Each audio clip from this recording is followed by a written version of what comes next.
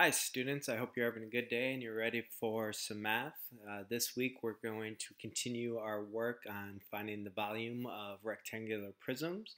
But unlike last week when we were counting unit cubes, we will start using calculations and the dimensions of the different rectangular prisms to calculate the volume.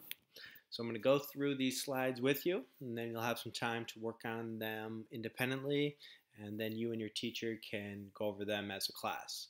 After that, you'll have some work time to practice your skills today.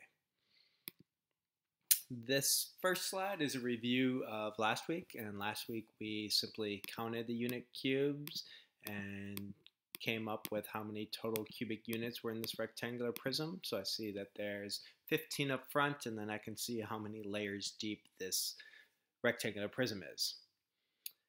This week we're going to work on figuring out a shortcut using different formulas to calculate the volume.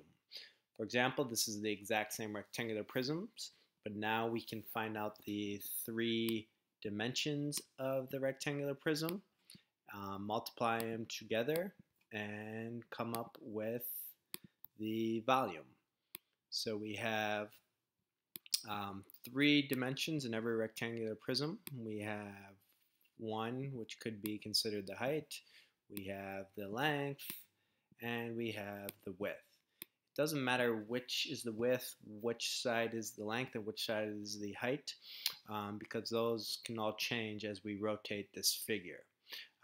So we're going to fill in the three different dimensions, multiply them to figure out how many total cubic centimeters are in this shape, and we should get the same answer as we did on this slide.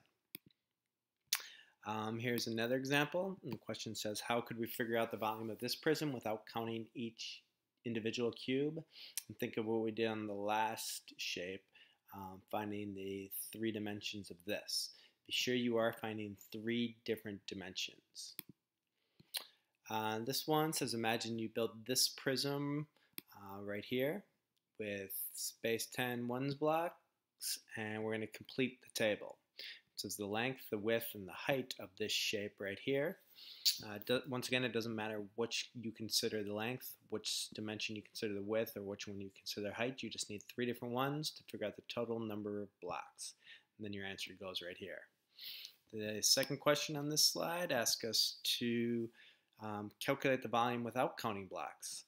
So for now on, you're going to see a lot of rectangular prisms without these blocks drawn. So for example, right here we could find the volume of this rectangular prism with these three dimensions without actually seeing it. All you have to do is multiply the length times width times height. Here's some practice doing the same thing we did in the last slide. It says use your rule from question 2 to calculate the volume of these prisms. So you're given the three dimensions of different rectangular prisms, and now we know we can just multiply.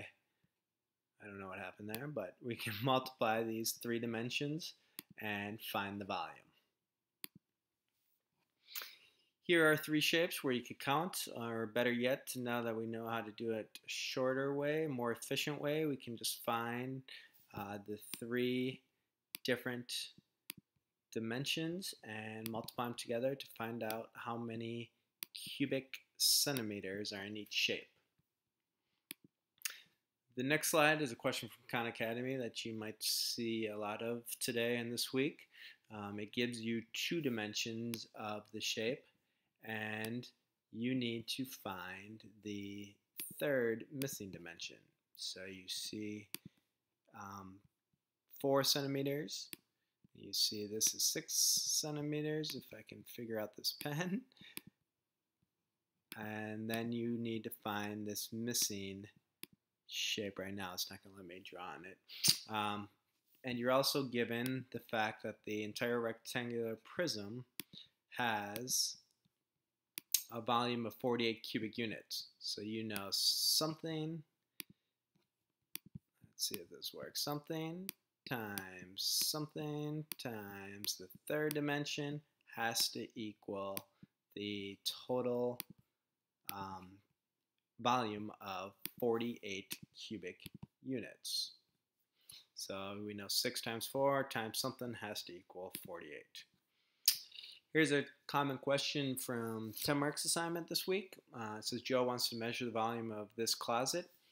And the closet is 6 feet high, 3 feet wide, and 2 feet long. Joe uses cubes that are 1 cubic foot to measure the volume of the closet.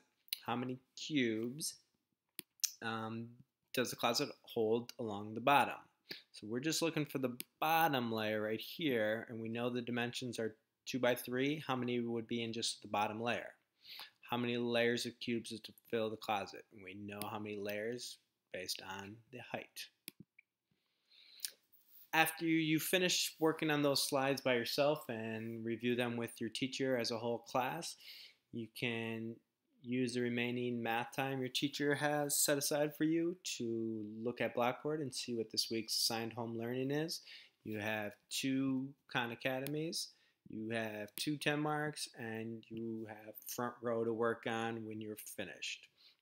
Please be sure you help each other or ask your teacher for any needed help. Please make it a good day. We'll continue working with volume for the remainder of the week when I get back on Wednesday. See you tomorrow.